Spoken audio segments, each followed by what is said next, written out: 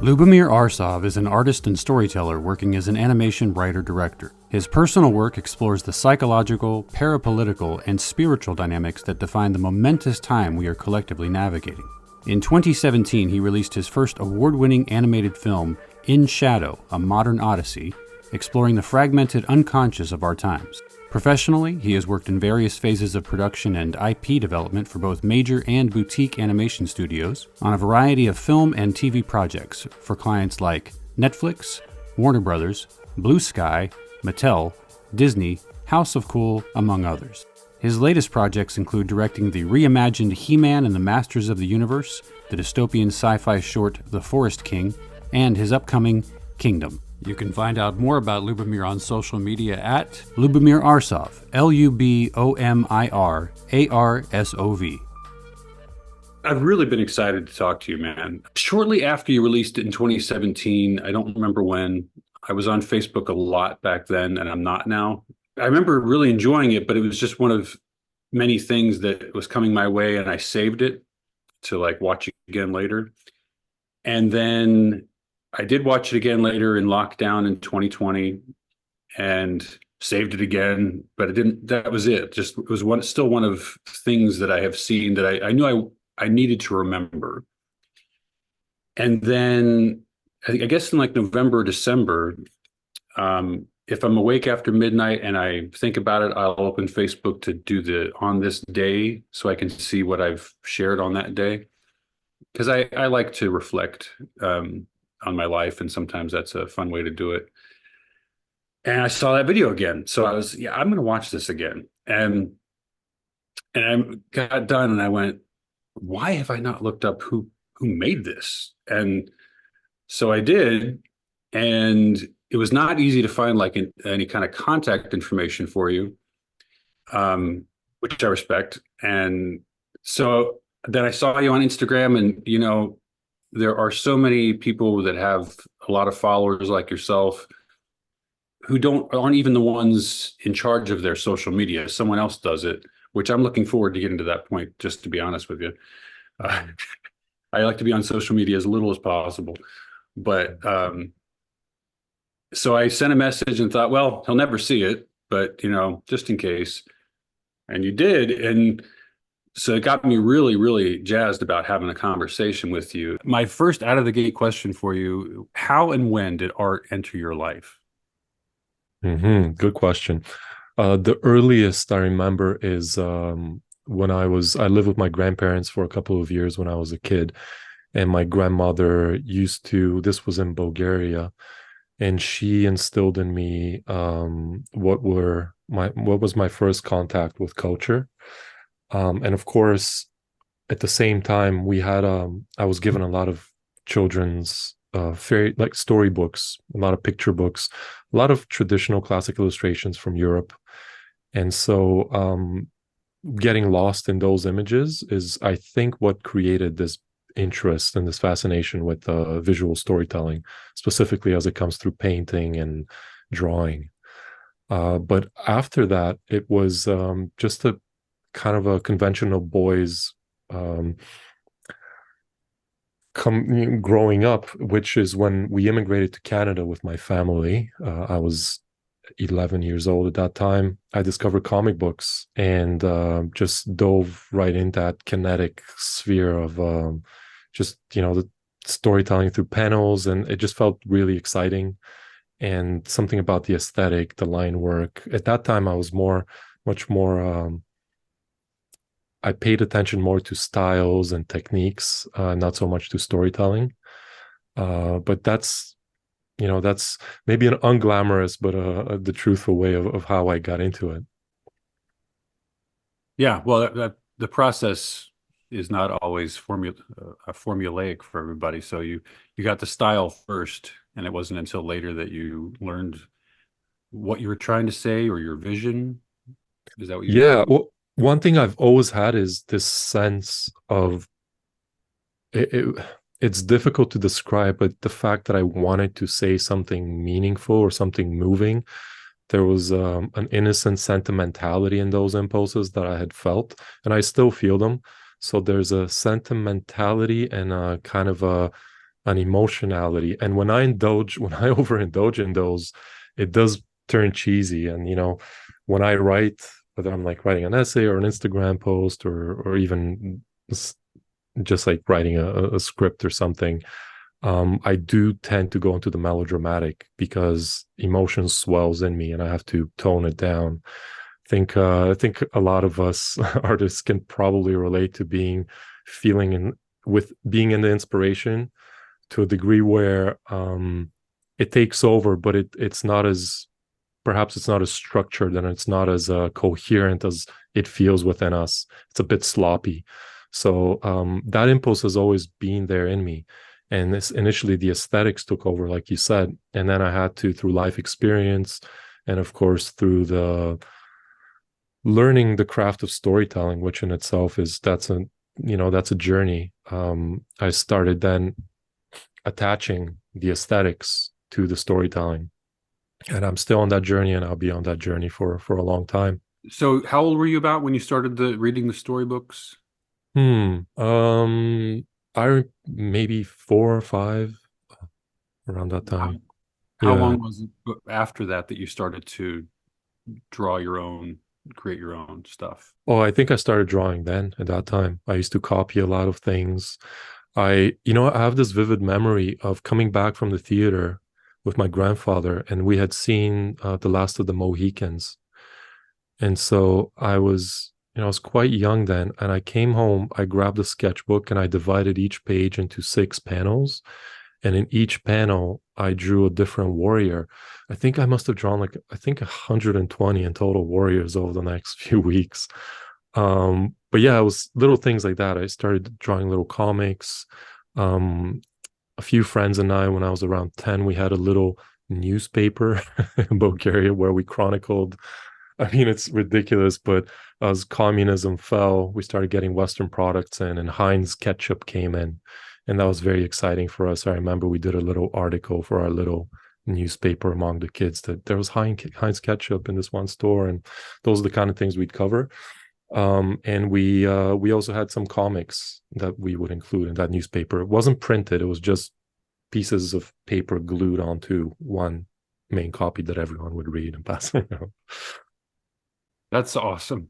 Yeah. When I was younger, having a tape cassette recorder and my friends and I hanging out, we should do a radio show. It was just silly. And I think I was like 8 or 9 at the time. When I was in high school, there was some kid that we didn't like, and he was a jerk. And so I started these little pencil drawings with panels.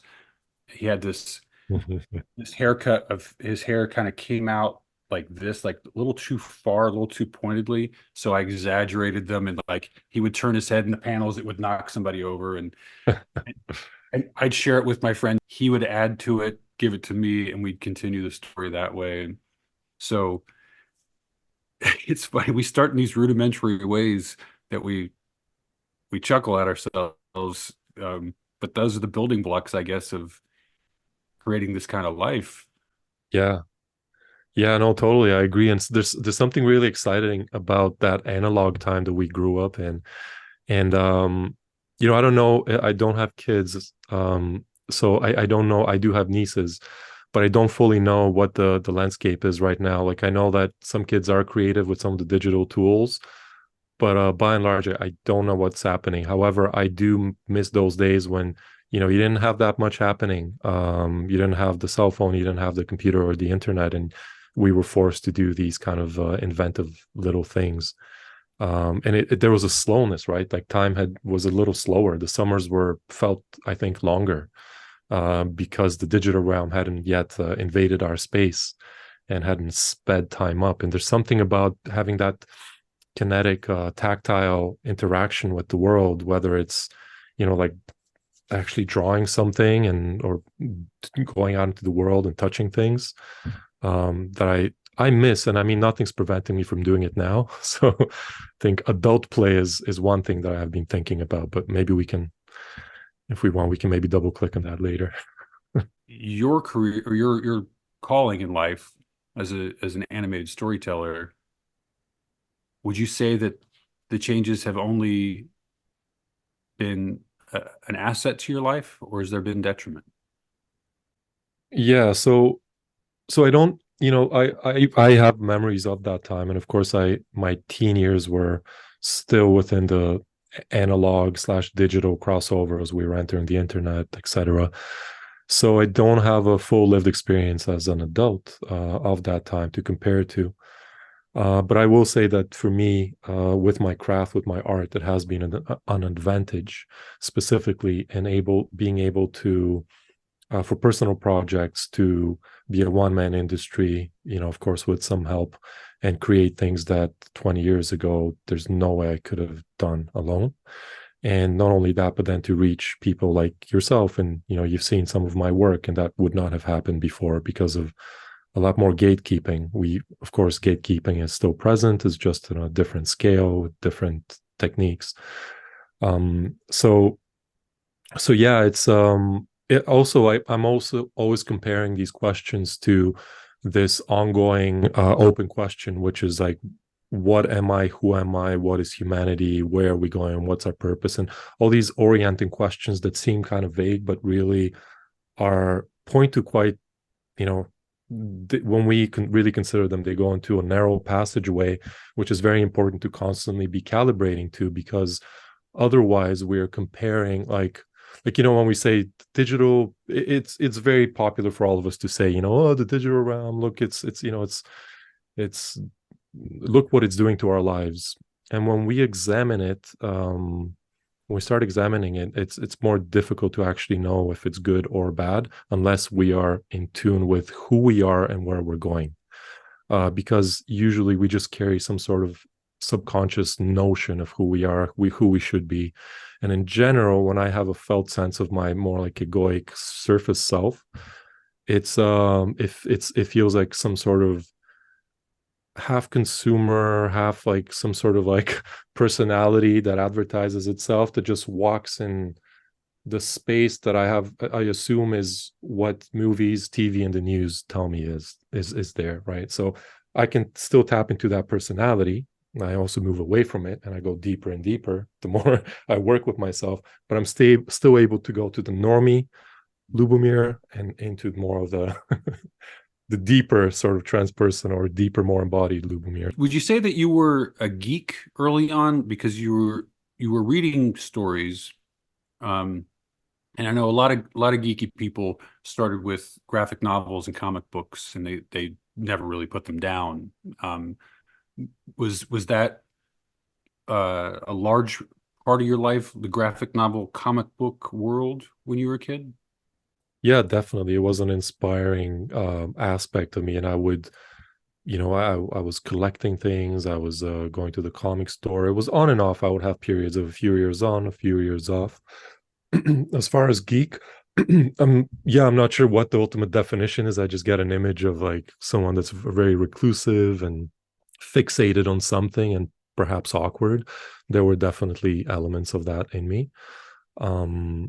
So yeah, I think a fixation on certain interests that I followed that were not really embodied and athletic, that came later in my life, but initially it was more withdrawn, cerebral, creative, and dreamy. So how did that move from a passive, obviously as a child, they're not a vocation, they're not even it's not an avocation even. It just how did it move from something you were really interested in to something that was kind of starting to take over your world? Yeah, well, I think the issue was forced by having to pick a direction in post-secondary school, or I mean, that's what we call it here in Canada. What I mean is, like college, university. And so in that instance, I was quite lucky in that I didn't know what to do, except for I liked drawing. And it became apparent to me that you could do things about, sculpting humans and others in video games, and something about the world of uh creating characters and making them move around really appealed to me. And something really clicked when I had the simple realization that people actually got paid for that. And so instead of searching for that was actually quite an epiphany for me. I know it sounds very silly, but I had in grade 10, I must have been 15 years old. I realized I was like, holy people do get paid for this. I could actually do this. At that time, it alleviated me from a lot of my more academic and boring tasks in high school. And I started concentrating on moving toward animation. And animation was, that was also part of my upbringing. I always loved the magic of those rare pencil tests that we'd see from the Nine Old Men from Disney. You'd see footage of them flipping the paper and characters coming to life just from like rough raw pencil, and just something about that felt like magic to me. And even though I wanted to move into computer animation, um, at that time we didn't have tablets yet. When I graduated and started working, I started working on a tablet, so I never actually got to work on paper. But initially, I learned to animate in school with paper and flipping it, with fingers and erasing and having all that grease there and having like that the tools around you and the light table. So that was a very romantic way to earn a living, to create, and that was in the early 2000s for me. um so yeah, that's how it moved in. And of course, what was always there, what was always present, was that impulse that I had, that I mentioned initially, which was this kind of emotional, sentimental, storytelling, sweeping, epic impulse to be telling stories with the art somehow, someday. That's amazing. I mean, I have met other people that found their calling early on, like around the age you're talking about. It's really fascinating to me because it didn't happen for me until I turned 40. Um, I had always been an actor, a performer, and I didn't know it. Yeah, 40 years old, I found it. And I went, oh my God, this is. Mm. And so I meet people like yourself who find it at teenage years, and that's amazing. I wonder what allows someone to find it that early. I mean, did you have a really loving support system with your family, maybe that did you have a pretty solid home life, and maybe that aided you in finding your calling early on, or were you just a force of nature and nothing was going to stop you from finding it that early? I think it was a little bit of both. So the family situation, somewhat, I wouldn't say, I would say supportive in a way that my parents gave my brother and I freedom to just do things and to explore. And in that sense, there was always support. There was support in those things. Of course, coming from an Eastern European family, there were expectations that I have a foundational education in some sort of academic field, that I'm educated in a university. Instead, I went to um, a college. Again, I don't know if there's that distinction in the States that you guys have, but a college here is just something that's more trade and craft based, not so much theory based. So I went straight for the craft, which is why I had to educate myself on the side. I didn't have to, but I wanted to educate myself on the side, and I started doing a lot of reading. I went through a lot of fiction, a lot of classic literature, and then started getting mostly into nonfiction. So my commute to and back from school for 4 years was basically reading on the subway for 45 minutes there, 45 minutes back. And I owe a lot of that time in those dark tunnels and rush hour, just position myself in like a corner seat somewhere and just reading. But to follow up on the other question you asked, if I romanticize how I got into animation, I would say it is a life path. I've had a knack for the visual.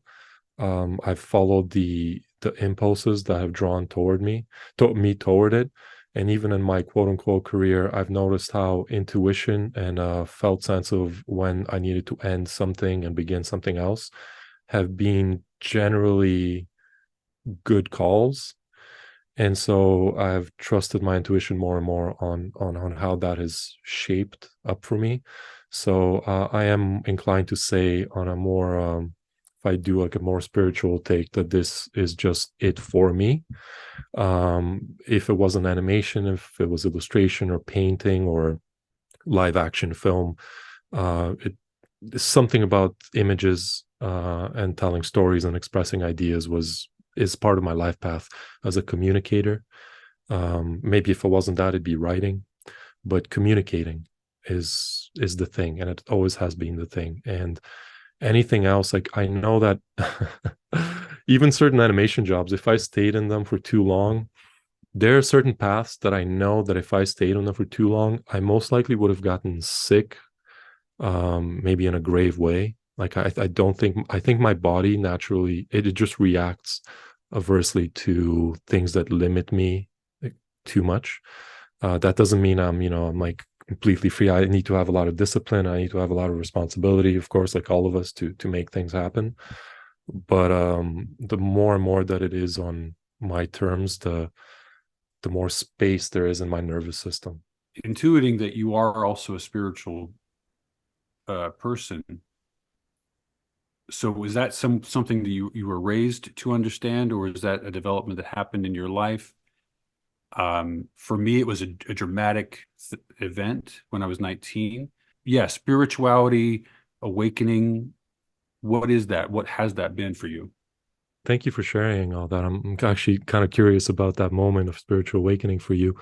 For me, it was a gradual movement into that. I initially started with my curiosity started with literature, and then it moved into some philosophy, and then shamanism when I got into psychedelics in my 20s, and the entheogenic sphere. And what that did is it untethered, it sort of like fractured my assumption that reality is as my mind perceives, and that all of a sudden I saw these overlays that my mind was doing, and that there's something beyond what I perceive, and that my perceptions were actually just a filter that I could change, and that much more often actually that filter of perception was just automated and inherited, and would come on and off depending on different circumstances I was in, who I was with.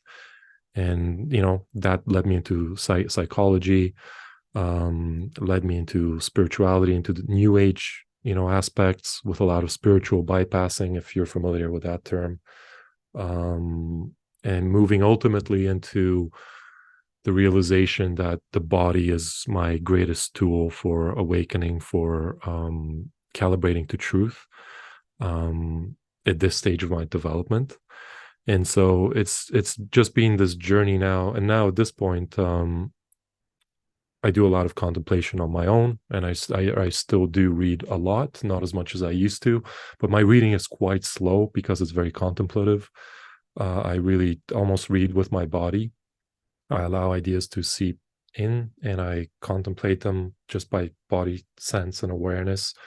Always, trying to go as much as I can into the present moment, independent of all the other competing thoughts, emotions, and overall sensations that create my reality moment to moment. So by being more and more familiar with these sensory constructs, I become more and more aware of what part of me projects them, what part of me agrees and consents to them, and holds them in place as they refract negatively or positively reality as it is. So yeah, it's just this journey now of shedding and shedding. It's been that journey for a while, but at one point it was also the pain body. And we have within the spiritual sphere right now, of course, in the last 5 years, there's been a lot of talk of trauma, and rightfully so, because trauma, as we understand it, which is just stuck energy, stuck unwound, unprocessed energy within the nervous system, within the tissues, within the energetic fields of different organs and different body parts, within the overall field.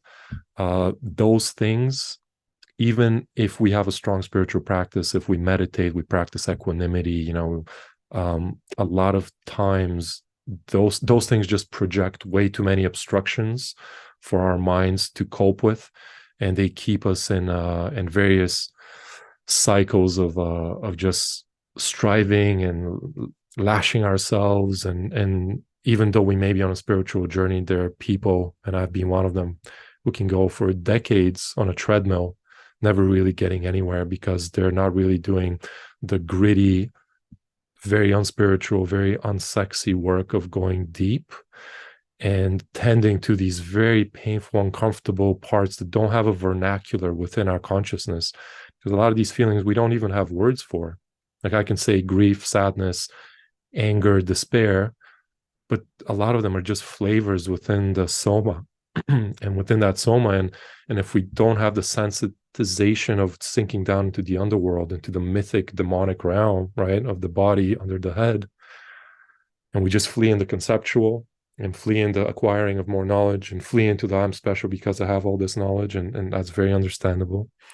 If we don't go deeper and humble ourselves with this like grimy rumbling and moving in and creating space for all this stuff to just come out, and it's not only ours, it's ancestral, and we know now genetically that this is a fact. And so there's just this great work that we are collectively doing. And since I'm on this flow, I'm just going to keep going with it, if you don't mind. This is where my art is inspired from, right? It's just this collective journey, and there's many sleeves and many branches to it. And ultimately, what those branches connect to, and that's the pillar, the root, the basic, part of the tree is who am I now here in this moment, and conceptually we know the teachings, like it's awareness, it's self, it's the I amness, it's the witness, it's this 0 point which connects through the heart into the Godhead, and then we're sort of an instance of that ultimate consciousness within a human form, awakening and realizing, right? So we know that conceptually, but that's not enough because it's not an experience. Those are words and maybe some mental images, but ultimately it's within that silence that whenever I am in it, the knowing and the perception, the intuition, the realization, the actual knowing of what is happening, what is right in every moment is simply apparent. And there's a natural way of living. And so everything in the way, my own inner shadow, my own inner traumas, those are the exact same things that within shadow I portrayed as the outside collective shadows, the collective trauma. So the inner and outer, the smaller and the bigger, the macro and the micro, they're all related because they're basically knots of forces, energies, relationships, perceptions that we recreate every day collectively and individually with our families, with our societies, with our countries, with the world. And we bring them back together as this like psychic construct that we all consent to, mostly unconsciously, that obfuscates what is actually happening and our inherent creative ability to be choosing how life goes, to be choosing our experience, our feelings, our movements, our thoughts, instead of being attacked by thoughts, feelings, some sort of adopted goals for the future, some sort of inherited career goals, all this inauthentic, all these inauthentic paths, which are not ours because we're not stewards of the I am presence here now, but we're just cycling through the rhythm and the momentum of these inherited beliefs, behaviors, and so on. Yeah, I'll just leave it there. I'd love to hear what you have to say. Yeah, that's not fantastic. It makes me center on Carl Jung. So I'll go back just a little bit. You had asked about, and I do not want to stay on this too long, but my spiritual awakening at 19. So I had a very, very dark childhood, a very dysfunctional family. So I left when I was 17 and lived with friends basically for a couple years, bounced around a lot. I was all of a sudden allowed to be happy, and so I drew into my existence other people that were looking for the same thing. And so our friend group happened. And I was kind of the life of the party, the center of attention. And that's kind of exactly how I wanted it. And, uh, so at one point, I was driving, I don't even remember where or to or from where, but I ran into a former roommate and his girlfriend. And I was at a mall, and oh, Isaac, you got to go to this place, New Visions. We just saw it. It screams Isaac. And only thing I knew about me was that I loved my life. I was away from negativity, learning to forgive um, my mom for all the pain and the darkness that she caused, and couldn't really share that with her yet. But internally, the forgiving had started, and so all I knew was that I loved my experience, the people in my life, but I didn't know myself well enough to understand what Brendan meant when he said, "This place screams Isaac. It's a total Isaac store." What does that mean? If someone were to say that to me now, it could mean any number of things, but probably it would focus on acting, expression, connection. And so I said, okay, I'm going to go. So I went, and the store at front, the sign said closed, and I was like, wasn't meant to be. But then I saw lots of people inside. Oh, let's just walk up. I'll just peek in. So I opened the door, and everybody's engaged in talking. I start walking around, just kind of looking, and it was a new age bookstore, but this was in 93, maybe. And in you've heard of Pennsylvania, but you probably didn't know that Pennsylvania is actually pronounced Pennsyltucky. It's a very rednecky state, with the exception of Pittsburgh and Philadelphia. New age bookstores, just there's no reason for them to have existed in that part of Pennsylvania. Um, Whereas, 5 years later, when I moved to California, they were everywhere, and that makes sense. But I was walking around, it was brand new to me. I had been meditating. I didn't know that I was spiritual yet, but um, but kind of like I was an actor before I knew I was an actor. I was spiritual before I knew I was spiritual, and unless I saw stuff that I was interested in everywhere my eye looked. So there was incense. Well, my parents burned incense in the house just because it smelled nice, but I would use it in my meditative practices, and so there was incense, and this favorite incense, Nag Champa, that I didn't realize was my favorite, but it was there. It is, and that's the one I like the best. And there's books on Einstein and on the Buddha and massage and just all this new agey stuff, which is really, new thought, ageless wisdom. It's not really new,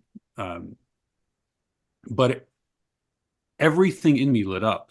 Everything made so much sense that I was in a daze. Uh, I, I couldn't articulate it. I just knew everything was exactly right, and it felt incredible, and I didn't know what to do about it. So all of a sudden, here comes this guy, and I was in sales at the time. So my instinct, whenever I met anybody, was to reach my hand out and go for the handshake. Uh, and so he said, "Hi, I'm Bill." And as I told you, like I'm an affectionate person. Everybody knew that I was a hugger. Everybody knows that I'm a hugger. He goes, "Oh, no, no, we don't do that here. We hug."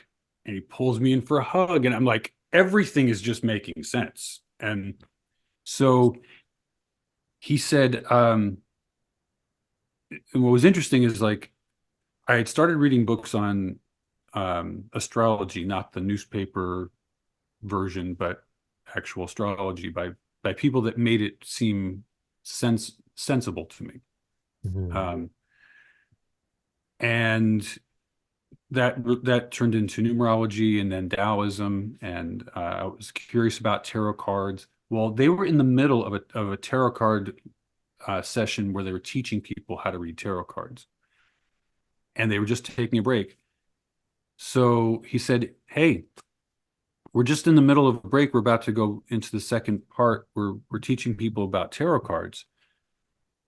Um, would you care to sit in, and we could read yours?" Yeah. And so, yeah, it was just this thing. And that days of clarity just would not leave. It was with me for a long time. And eventually I did recognize what it was. But part of that path was seeing these quotes by Carl Jung. Mhm.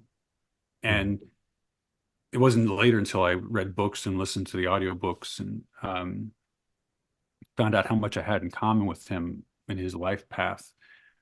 But that which you do not confront in yourself, you will meet as fate. Mm. All these little things that you're, I know, very aware of. And the shadow was something that initially, when I was presented with that, was I didn't really know how to make sense of it because I was all about the warm fuzzy part of being a spiritual person.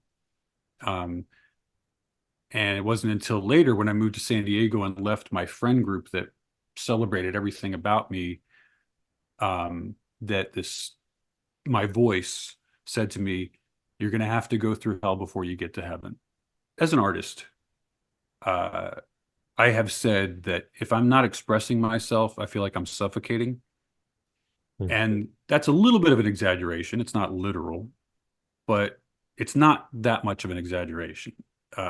If I am not in the process of expressing myself in some way, I everything's wrong, and it's like things are collapsing in on me or something. I must express, not at all times, not at every second, every moment, but I my brain is too strong and complex, and my spirit is too thirsty to not.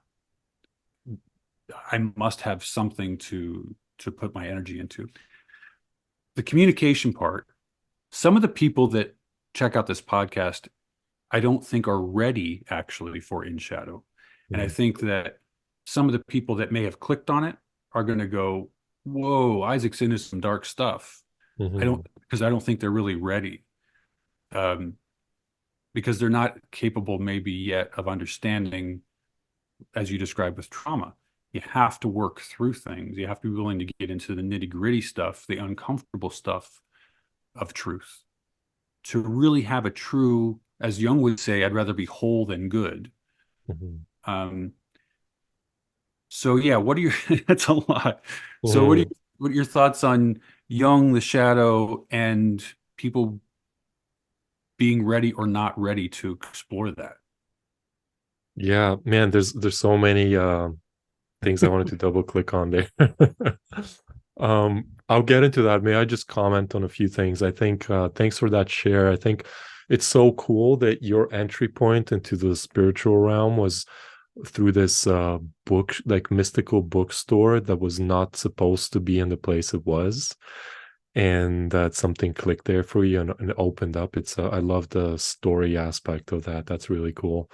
And I wanted to comment on something about you feeling like I don't know if you said you die if you don't express, but something dire would happen if you don't express. It's interesting. Recently, this one line from the Bible, forget what it was, what it is, or where it's from exactly, but it's something like, if you don't bring what is in you, bring out what is in you, it will destroy you, and if you bring out what is in you, it will save you. And it's one of those cryptic passages where there could be a few interpretations, but there's a lot of richness there. So I just wanted to throw that out.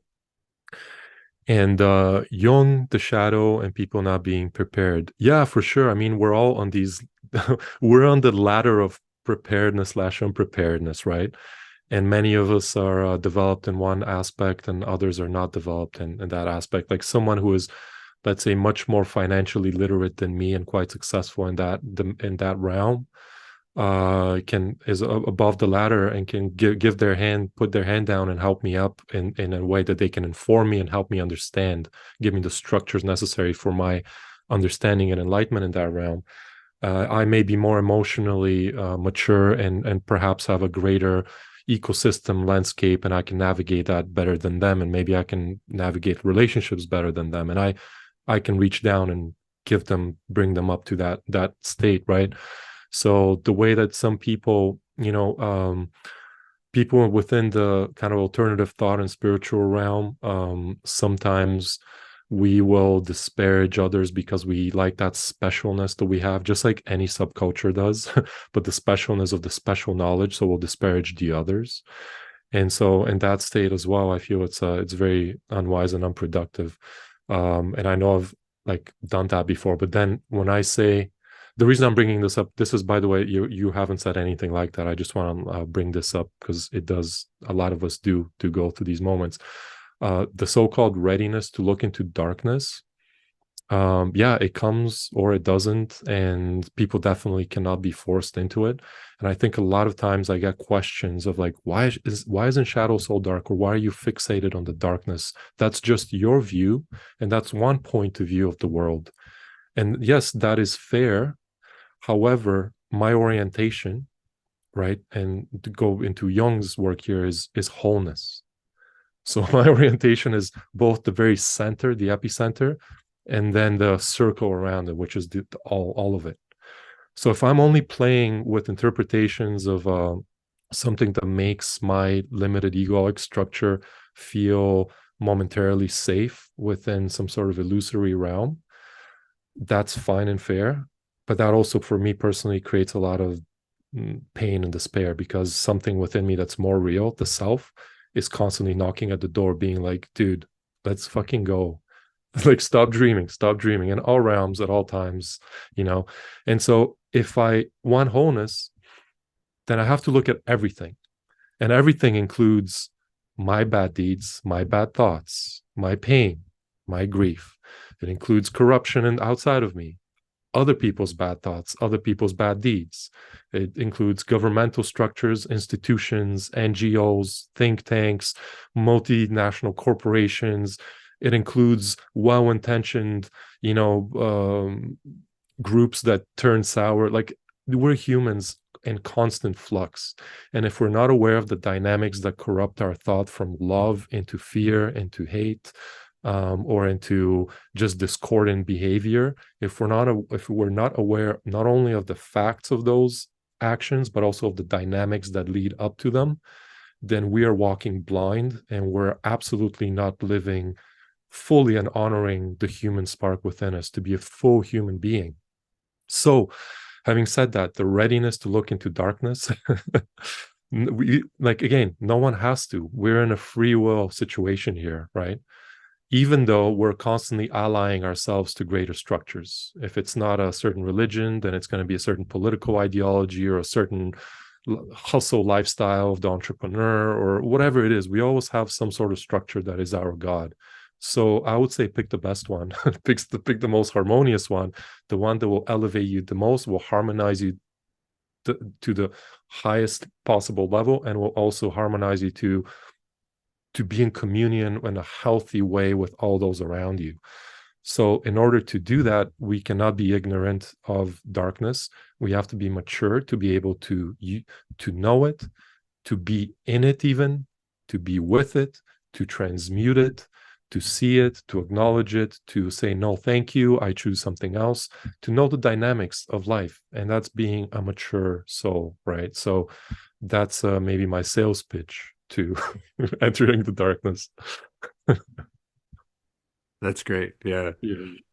With regard to truth, as it relates to politics, September 11th was a traumatic event for most Americans. In the States here, there was everybody was kind of put into like a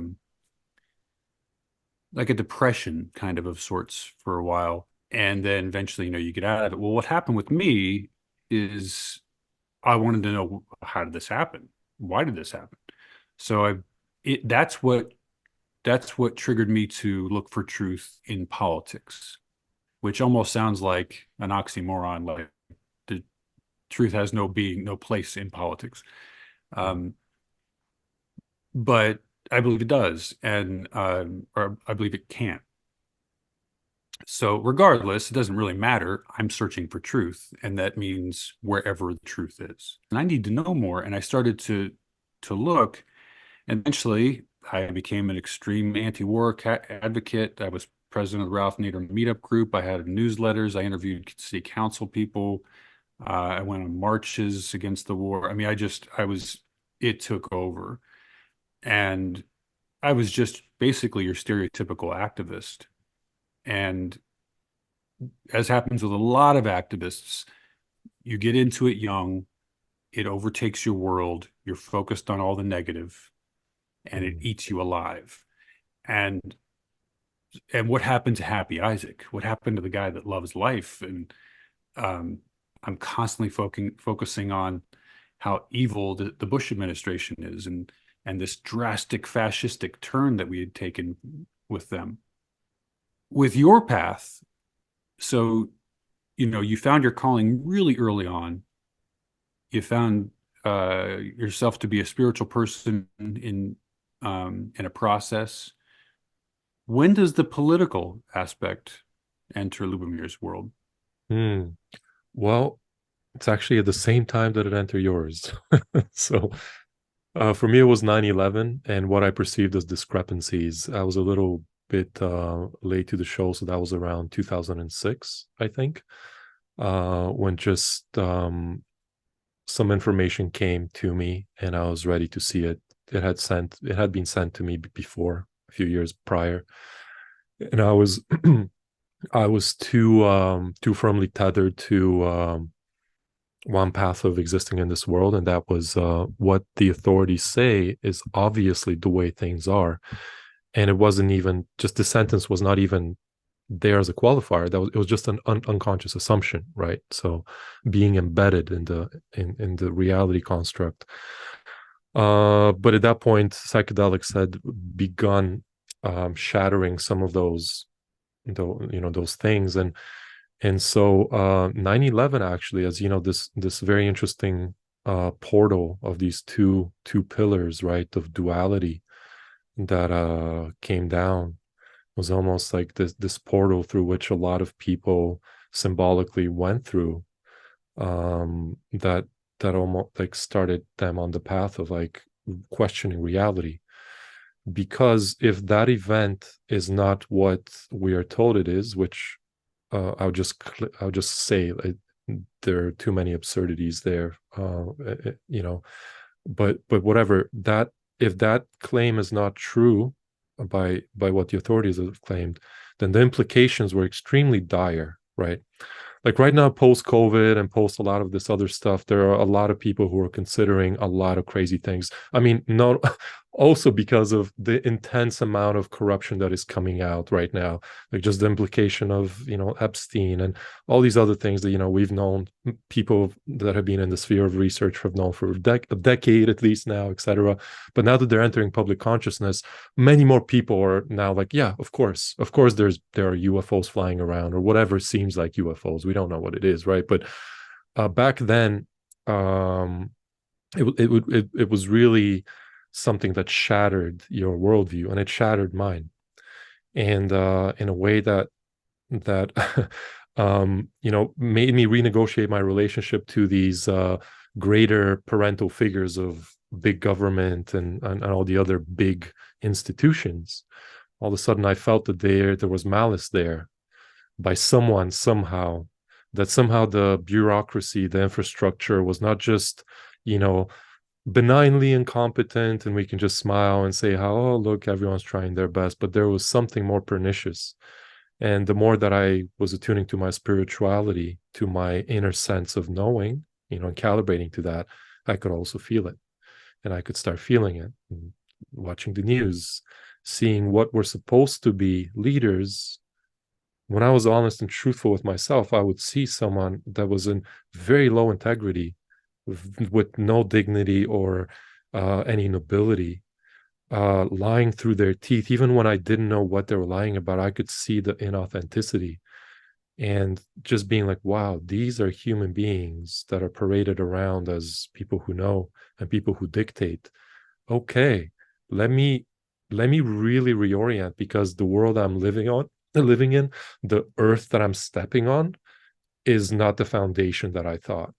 And so there's a lot of restructuring that needs to happen there, which is also why, tangentially, COVID was such a force that made a lot of people.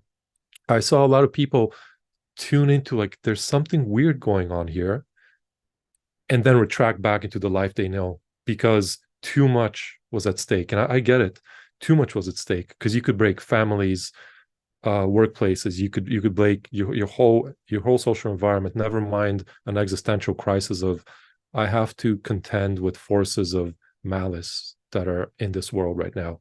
Let me just go back into the way things were. I totally get it. No one wants a psychotic breakdown. It's inconvenient when we're a human being within this economic social sphere. But going back into 9/11, that was basically what sent me down a path of, I was going into the shamanic path. I was entering some of the healing modalities and other aspects. And of course, the parapolitical sphere of how politics are done behind closed doors, which now is kind of almost transparent for those who choose to just literally see, uh, and navigating that and piecing that together, weaving it as you were doing with your spirituality, with my spirituality, because they're not separate. And someone asked me this a number of years ago, and it was a close friend who now is completely, understands my way of approaching things, or just the way that everyone really approaches things in a clear sense, which is, he asked me, how can you be so into these parapolitical machinations of the world and corruption and backdoor deals and, long-term think tank planning and implementation of world policies and etc. And then at the same time, you're this like spiritual person. And, the assumption there is that a spiritual person is someone who's gentle and carefree and loving and looking for peace. And then the parapolitical aspect is the activist aspect of like, there's nothing wrong. They're all screwing us, like there's everything's wrong. They're screwing us. Look at this debacle. And there's truth in the caricature of both those elements. But when they're integrated into seeking truth, as you said, which is really the calibrating factor here, is like truth, then spirituality becomes gritty and it becomes like you kind of have to burn the house down, right, to rebuild the new one. And then so-called activism or truth seeking within the material plane becomes a bit more mature, not so reactive, and a bit more charitable to all the players within it, because just making accusations and pointing fingers and they're doing it and I have nothing to do with it, I'm not complicit, they're doing it to me, this victor oppressor victims dynamic is very silly and unproductive as well. So merging the two together is ultimately is like, I am here now, what is truth? And there's no distinction between spirituality or the political sphere. They're literally one and the same because they're all part of this interplay of shadow and light within our realm. And how I perceive it is how I'm also partly contributing to projecting it. And so I have to own everything that's happening, everything that I'm perceiving, and how I act in accord. So they're not distinct. Long story short, 9/11 was also my a very, I mean, it was a very exciting, like, of course, it was a big tragedy, but the realization of it later, like this detective work, is an exciting proposition. And like, holy shit, this is a ballsy move. Wow, how was this done? I didn't know that international politics could be executed at this scale, and everything else around it, just all the layers, the Pentagon and all the things that were destroyed in Building 7 and in the Pentagon, all the stock market stuff. Like there were just so many things that just opened people to this whole sprawling network of intrigue that these individuals have been playing for quite a while. Yeah. You do touch on big pharma and their influence in our world in Shadow, and so you had created In Shadow before COVID. Mm-hmm. So did that have any what was that like for you to witness, and also you were also a human being alive on the planet having to deal with the COVID initially, and then you know there are phases one has to go through. You have to be someone who's in the here and now, sometimes with a big event, before you can start to assess what's actually going on. So, since you had already done In Shadow, and then later the COVID pandemic happened, what did the pandemic do to you in terms of your thought process, your processes on big pharma? Hmm. Well, it didn't really change much. It was kind of just expected. The momentum of that aberrant structure, it just made sense. And because big pharma is not a separate entity from the global emerging world governance, and all these players that you can just track, they all shake hands in beyond any national loyalty. So when they did that, I was when the H1N1 thing had happened, and I think the epicenter, or was that in Toronto? I don't remember, but I remember at that point tracking how, who, and where they wanted to force vaccination, and there were already those kind of rumblings. Before 2020, I was tracking digital IDs. I've been tracking transhumanism. There are already initiatives and proposals and aspects being structured in various governments, like the Canadian government. There's a website with all the proposed implementations for the next decades of how that will enter our lives.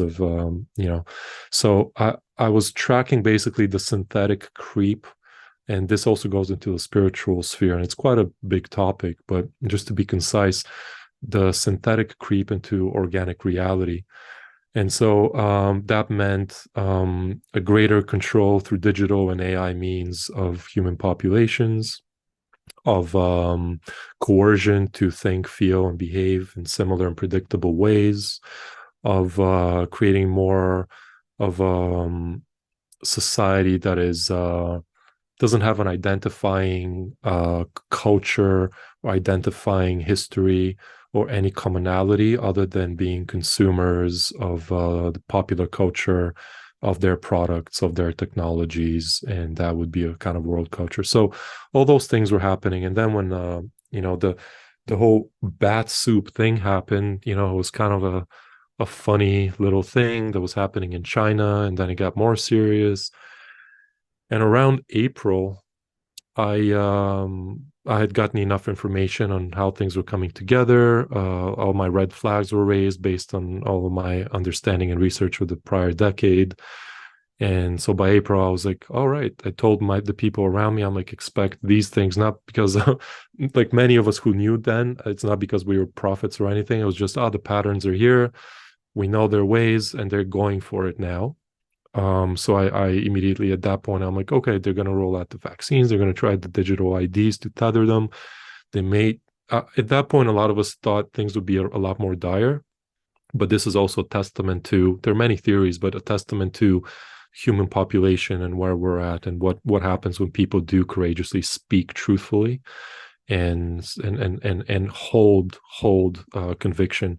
I think a lot of that shifted what could have been a greater takeover, and a very pathetic takeover of a lot of a lot of the world, right?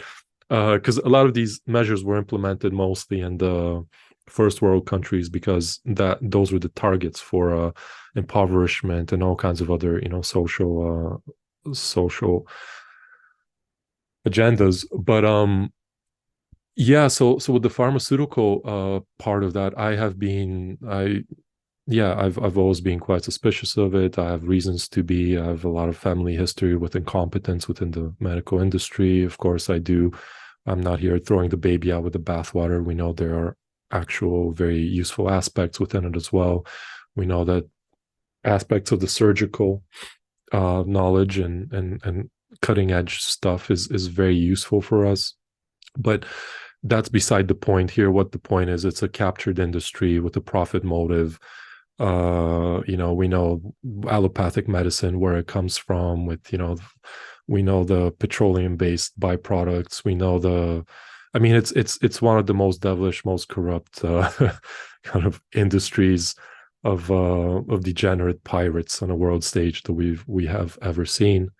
And at the same time, I know that God bless a lot of our people require and think they need it, and to some degree need them and the products that they're peddling, because what big pharma does is it basically by and large creates a good amount of products that subdue the natural human spiritual impulse of knowing truth, being truth, and knowing themselves, with the SSRIs and all kinds of other pharmaceutical technologies, which, in a world that is, we're maladapted, we're not close to nature, we're not aligned to our community, we're not in tune with our family line, in fact we're alienated.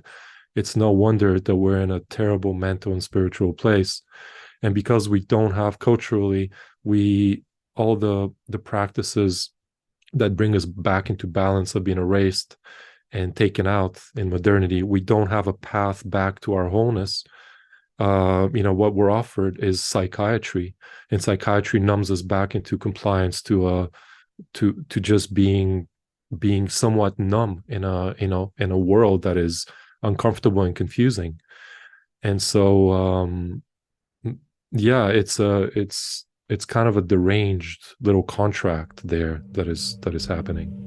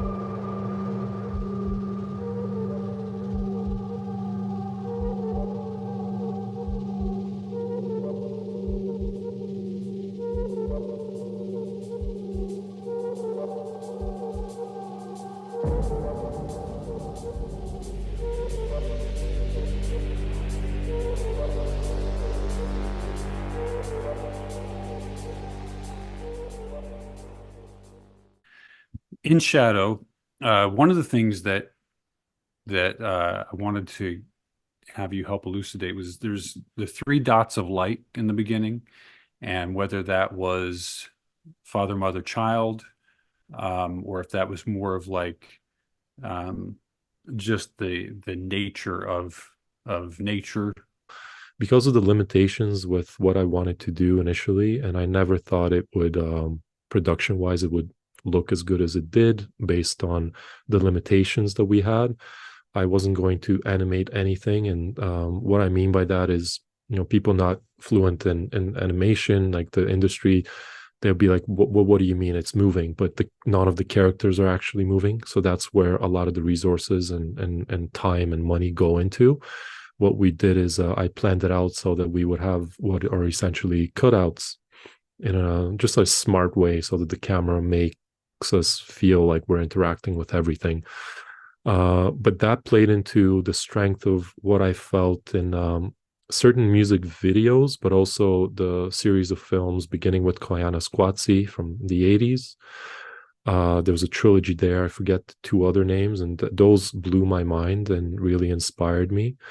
And because they were this silent observation of very interesting processes within our world occurring, natural ones and unnatural man-made ones. And there's a fascination of what we as this interesting ant colony, both in our genius and in our depravity, in our confusion and in our moments of lucidity, have kind of created. And that was a beautiful piece of art. And later on, films like Baraka, and way later, of course, Samsara came out by the same filmmaker. And Samsara and Baraka are by a different filmmaker than the Koyana Squatsi series. And so something about being an observer within this dark circus of frozen bodies caught in there, expressed in this surreal manner, going through a tapestry, weaving relentlessly through institutions and personal and interpersonal behaviors, was the sense that I was cultivating within me that I wanted to portray. And those were some of the, some of the films that gave that aesthetic, not so much the style of the drawing, but more like the felt sense of being an observer in a dark circus. I think the way that I describe it. And the beginning of the film, I kind of wanted to start very much from a very macro space, almost from the center of the cosmos or the galaxy or from God. And of course, that's no easy task. So I didn't. It was just one take for now, and that is the monad, the eternal monad, the unmanifest. They're represented, even though by this one sphere, and even though it has other things around it, of course, can't represent the unmanifest. Splits into the triad, and as you said, the triad we can see in all major spiritual traditions. We can see that triad exists with slightly different takes on it. My take on it was specifically here, and of course, this is art, so it's open to be plugged into because the symbol is truthful. It's there, so it naturally maps into other truthful frameworks as well. And so my intention of it was the active element, the passive element, and the unifying element, right? So it's this creative aspect that exists in anything. You need something to counter or oppose it that separates from it, that creates tension. And then that tension is resolved by a neutralizing element, which is a higher third that emerges from unifying the two. And then that element is yet once again, there's dualism or duality that's created, and then it's integrated. And that is the substructure, at least one very simplified mythic substructure of reality. And so that's what I was trying to represent from that. And then, of course, we go from the triad, the Trinity, to way through the supposed cosmos into just our city state. This representation of the urban sprawl and human beings being a little mad with each other in these close quarters. And that's where In Shadow takes off, because that was my primary concern until the very end, when things start breaking down out of necessity and out of the momentum of just being in an inharmonious direction until they all harmonize again.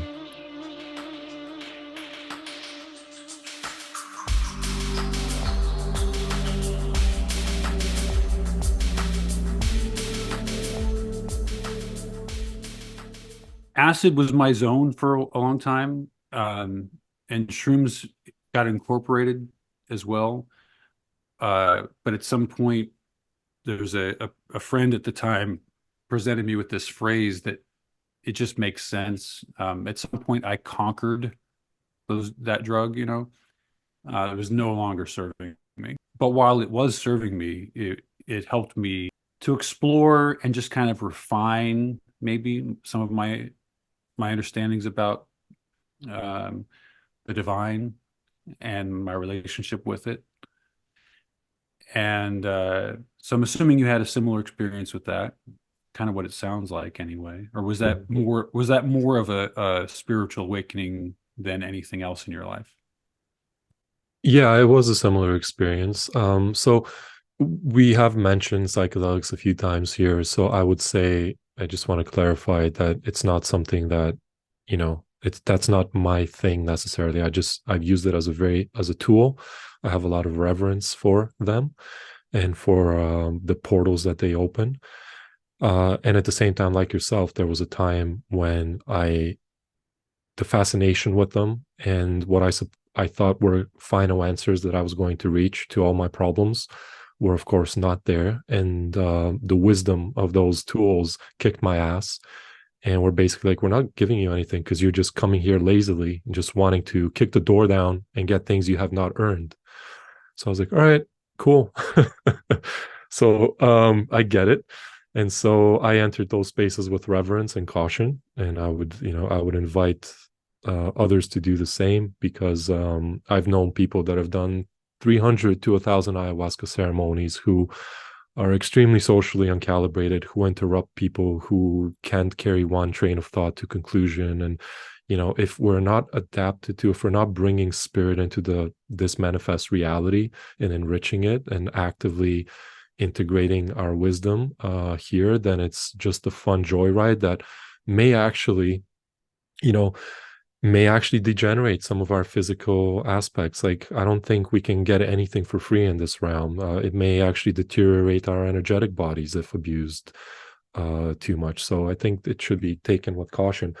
So, but at the same time, on my knees, hands down, with reverence, like I bow to specifically the plant medicines, and then this very interesting trickstery and mysterious, LSD substance, which it can be very chaotic and yet extremely profound, and can bring a lot of clarity, wisdom, and extreme creativity.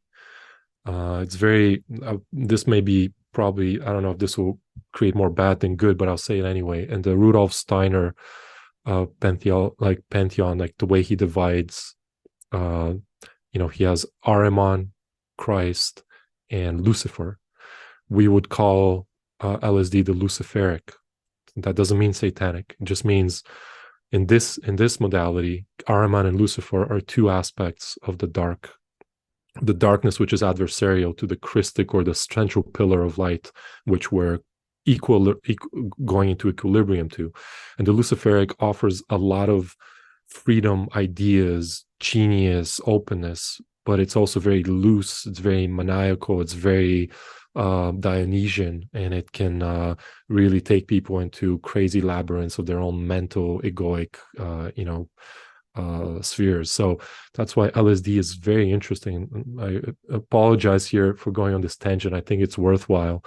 We have a lot of the people experimenting with it, and then the tech renaissance. We have Steve Jobs and others who dabbled in that. And from my experience with it, I could see how many of these ideas from other realms start entering our space and have really, through LSD specifically, I think, definitely through psilocybin too, have entered our popular culture.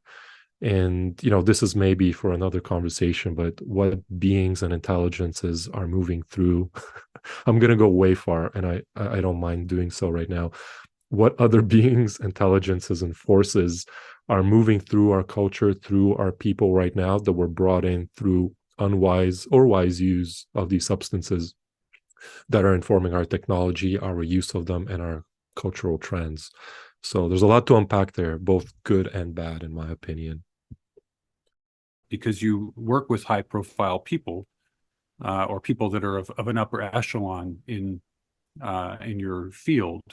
So yeah, what's been the corporate reaction to In Shadow, if you've had any? Crickets.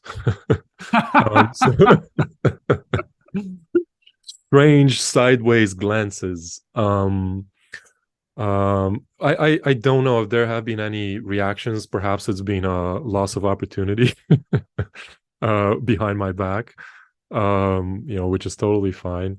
So yeah, I don't really work with high echelons of people, even when I worked with Mattel, and then very distantly Netflix, who had commissioned the new He-Mans. I was just one of the 3 directors completing these 3 seasons. So I was just cutting my teeth on doing a good job with the story that we had, and the recreation of the designs that we had, and doing my best to make the scripts come to life, and hone my craft on something that was, I didn't have to be precious about in the way that I am with my personal work, because I find there's a lot more responsibility there. But yeah, in general, within the animation industry, yeah, I don't really hear much about it. I don't know how people have reacted. I think a lot of people don't understand it, and that's totally cool. I think people in animation probably think it's very limited animation because the characters aren't moving. I've heard those kind of things, so more maybe technical critiques. But of course, I didn't make it for my animation peers. If I had, I would probably have made it in a more quote unquote artistic way that's not as accessible. But I was doing popular art, with just enough mystery, and it was calibrated in a certain way for certain goals that I wanted to achieve. So it had to be accessible, but also cool enough that it has its own style, etc. So yeah, I don't have any juicy stories. I'd love to have some some execs threatening me with cease and desist. This cannot air. Uh, In Shadow is a masterpiece, and has become the case, is not the only thing now that I'm fascinated by with you. You're a fascinating human being. I hope we can have some kind of correspondence again in the future. You're someone I would really like to know. So thank you so much for giving me this time, Lubomir. Thank you, brother. Those are very kind words. I received them well. I really appreciate this conversation, and also your spirit and the spirit that you bring. I'd love to have another conversation. So thank you for this. Wonderful. Until then, be well, my friend. Thank you.